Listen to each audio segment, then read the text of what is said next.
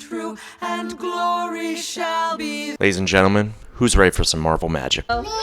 2021's WandaVision broke the mold for Marvel Studios in more ways than one, and has kind of proven to be a gift and a curse for Disney, since it set the tone for the Marvel slate post-Endgame and retroactively was labeled the beginning of the multiverse saga. A lot of importance has been placed on this series' shoulders, and that's valid. Creatively, the show was a massive detour from the storytelling and visuals we're used to seeing in the MCU, and then it totally shit the bed at the end. And that's the problem here, it was too creative for its own good. So not many other shows after it on Disney Plus could measure up, and they repeated the same mistake of having a deflating conclusion. But as the multiverse saga has persisted with its limited amount of major hits and many major misses, Holy God, what are you showing me?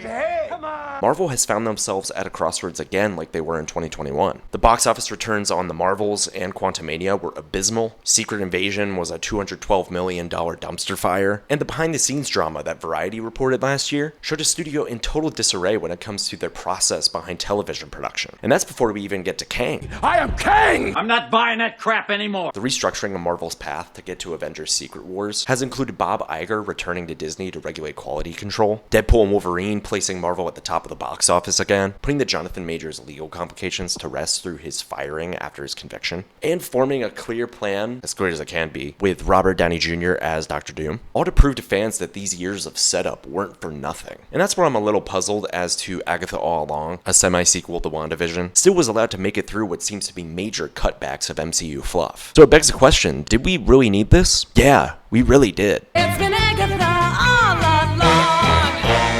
Back in 2019, when WandaVision was originally announced, Kathryn Hahn was revealed to be playing a character named Agnes, so the immediate speculation was that she was Agatha Harkness in disguise, which is exactly how things turned out come episode 8. But what no one anticipated was the instant virality of Agatha All Along, so naturally Marvel made a show out of it. So dumb, it's brilliant. No! It's just dumb! I can dunk on this idea as much as possible, and I feel like when they were playing around with different titles as a joke for press, a lot of people were probably like, yeah, well, this makes sense because they need to do something to make it interesting. However, if you look back to the conception of this series, you start to see the purpose as far more than a cheap gimmick. In the spring of 2021, after the massive success of WandaVision, Jack Schaefer signed a new deal with Marvel that basically gave her carte blanche with whatever series she decided to develop next. Originally, her follow-up was going to be Vision Quest with, this Vision. But Jack and Kevin Feige couldn't shake the feeling that Agatha's potential was untapped, and a whole series could shine a light on why she's such an interesting anti-hero. Sounds pretty familiar, doesn't it? Now, in light of the comic book anti-hero craze that's been going on for God knows how long, and the use of a tertiary character as a main draw, all the ingredients here don't exactly add up to be a smashing success. Yet, let's remember, this is the person behind WandaVision, so we're kidding ourselves if we go into this thinking that she won't make something meaningful out of something unexpected.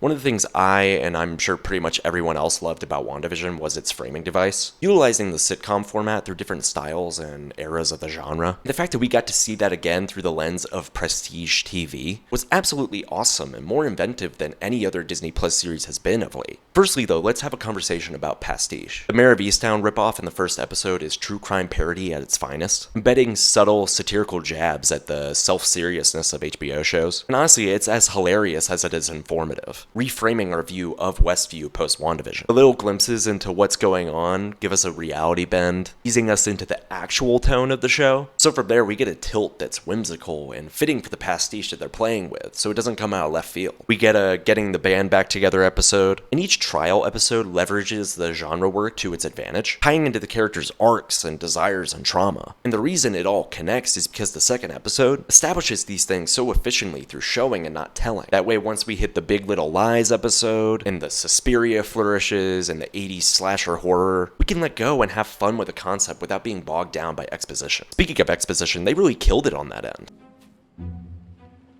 Surprise. It's clear that this is one of the few, if not only, Marvel shows that hasn't been written and rewritten to death. So the breadcrumbs that are left in terms of Teen being Billy and Rio being Death, they're a spectacular narrative fulcrum for this series, one in which that everything before and after can hinge upon. That's why episodes 6 and 7 are among the best Marvel TV yet, because they're so focused on payoff while staying true to the core themes that were established in the first episode. It's TV writing 101, of course, to nurture these arcs. But that's the thing, Marvel wasn't making television before this, and now now they finally are. And given the fact that Jack Schaefer stuck the landing with a twist-filled double finale, this could mark a new era into Marvel Television's ability to tap into thematic weight, way more than what the movies do on this level. Agatha's final encounter with death is poetic in that she finally gives in, sacrificing herself to preserve Billy's journey for truth, and speaking of that, it's revealed in episode 8 that it was Billy, in fact, who created the road. What? Yep, it's a massive twist that shows how he crafted a hex to assist him in finding Tommy's spirit, much like another great character in this saga. You're so much like your mother. And it sparks a moral dilemma, as Billy recognizes that the deaths of Lilia and Alice and Mrs. Shart are due to his own selfishness for seeking solace in the wake of Tommy's disappearance post-WandaVision. But it's truly the final twist that recontextualizes everything that came before, as it's revealed that the Witch's Road, you guessed it, isn't real, and the song written about it came from Agatha's son, Nicholas Scratch. What? The time before death takes Nicholas, Agatha runs schemes to kill witches, and eventually when his time is up and death comes for him, Agatha turns the Witch's Road into a long con, where she steals power through means of deception, becoming the character that we know in WandaVision. It's a masterful switch up in pace, and fully explains a lot of the mystique that was alluded to in earlier episodes, especially the open-ended nature about the road. So Jack Schaefer's final thesis statement, being surrounded by ideas of acknowledgement of infamy and past misdeeds for their horrific impact, but then using that to speak to future development and a means of helping others find their actual path, all while figuring out one's identity in the midst of tragedy, to me that writing here is simply excellent.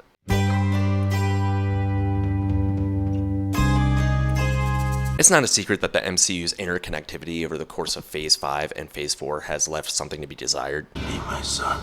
Yes, Father. How the fuck would you show me something if I couldn't have it then? However, with such a focused narrative coming out of Agatha All Along, you'd expect more disorganization when it comes to the greater MCU here. And honestly, that couldn't be further from reality. WandaVision was already terrific at organically tethering itself to the culmination of Endgame, so Agatha All Along rides off of WandaVision's coattails here, acting like a natural follow-up to the consequences of those events. However, the world building is more than that, as we receive more details about the magic wing of the MCU, and I think it's some of the most non-expositional exposition that we've ever received in this franchise. Each character is used as a vessel to explain terminology of witchcraft that is crucial to the plot, however, in terms of only that character and their specific arc. So we learned about protection witches, green witches, potions, divination, even generational curses, and the Salem 7 and sigils. And all of these ideas are meant to serve a larger purpose. That's what good world building should be at the end of the day. Yet what makes it a cut above just good is how it's implemented against the backdrop of the MCU.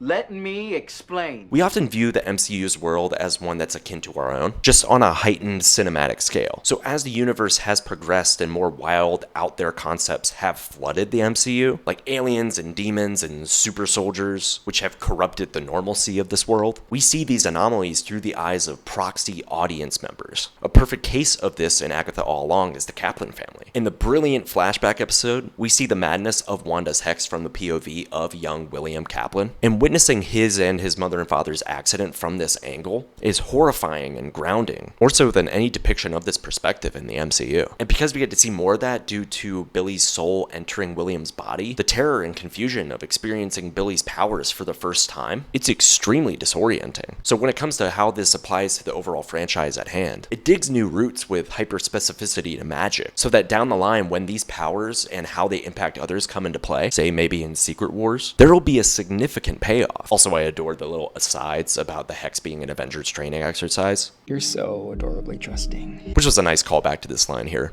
An unfortunate training exercise. You could argue that there aren't enough references or member berries in each episode, but who cares? This isn't Deadpool. We don't need the Deadpool core and all its different variations.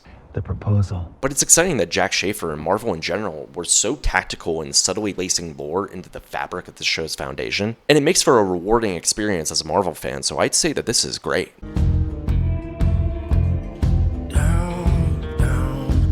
3 words: Catherine fucking Hahn. And honestly, anybody that had their doubts about a show following her character, it's totally stifled within the first 5 minutes of the Kate Winsletification of Agatha, where Catherine hams it up with a Delco accent that's perfectly loony but also self-serious. She totally eats up the scenery for this entire episode, and even when the veil is lifted, she doesn't go out of her way to make herself a likable character. She's annoying, she's cruel, she's frustratingly vague, and on top of that, she just lets Mrs. Hart die. Who? Sharing nearly equal screen time with her in this show is Teen, aka aka William Kaplan, aka Billy Maximoff, aka Wiccan, and he's played with tons of heart and soul by Heartstopper's Joe Locke, who holds his own with the massive amount of talent that he's working with. Speaking of, you got the comedic chops of Deborah Jo Rupp, the quiet self-hatred from Ali Ahn, the slick salesman-like self-doubt from Sashir Zamata, and then there's Patti LuPone, and well, I mean, she's Patti LuPone. Episode 7's central focus on Lilia isn't just a showcase of the writing, because Patti LuPone absolutely steals the show with her incredible performance, full of consternation, uncertainty, pain, dedication, and eventually release. However, all this talk about Catherine Hahn and Joe Locke and The Coven is distracting me from who I actually think is the biggest acting highlight that Marvel Television's ever fucking seen, Aubrey Plaza as Rio Vidal. Stay back, slut! I'm not just saying this because Aubrey Plaza does the hottest thing that's ever been done in a Marvel anything, but I truly think she's one of the best actresses of her generation. Here's why. 1. Screen presence. Yes, Aubrey Plaza is an extremely attractive woman, but her ability to captivate us is far bigger than that. There's a certain energy she brings that's instantly enveloping and oddly seductive that can't help but pull us into her world rather than retrofitting ours.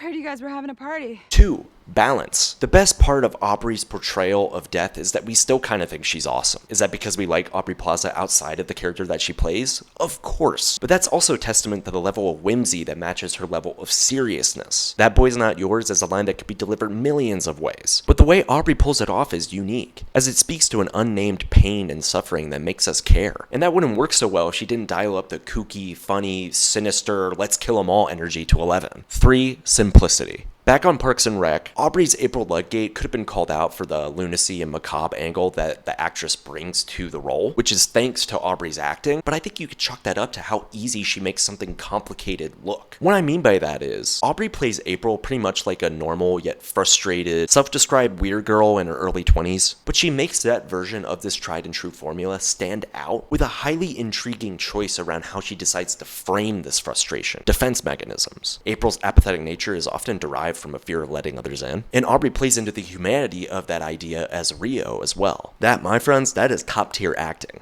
Because of Aubrey's performance and Catherine's performance, and just the overall fantastic chemistry of this cast, I'd say the acting here is excellent. You should see me in a crowd. I'm gonna run, there's nothing. Okay, $40 million budget, C-tier MCU character. We gotta go into this with some expectations. And no, not $212 million Secret Invasion expectations. What the fuck? Because of the shift in priorities for this show, which I welcome, the action does suffer in terms of excitement level and scope, which I think is fine. First and foremost though, my gripes. I was watching the penultimate episode and I turned to my wife and I said, I'm glad they're not doing the laser beam thing that Marvel always does. And like clockwork, they just started doing that, and that was a little underwhelming. I also wanted more of the Salem 7 and maybe an extended haunt sequence. Otherwise, they're just here for the vibes, and that's cool and all, but Do something! Do something!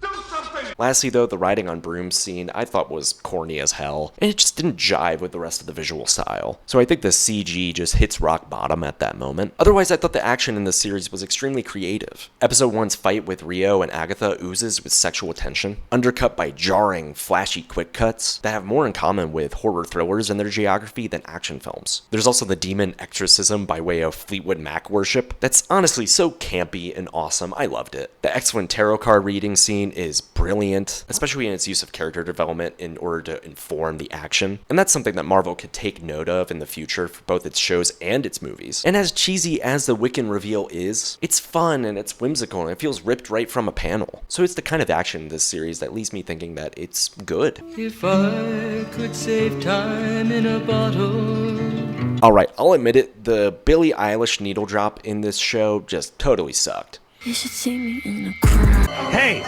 No! And yeah, I get it, it's a song that's on the album that's on Billy's wall, so a cheeky way to make a nod to the production design, but it reeks of cheesiness that almost makes it feel like it's a fan edit. Like seriously, put a glossy filter over it and it practically is one. Outside of that mild nitpick, the atmosphere in this series feels so tangible, and like a natural successor to WandaVision, while also feeling completely new and refreshing. And it's not just because of the pastiche, because there's consequences to actions. There's lore surrounding the horrors of these towns, and the people that live in them. There's Ralph Boner having the best username of all time. You must be Bonerific69.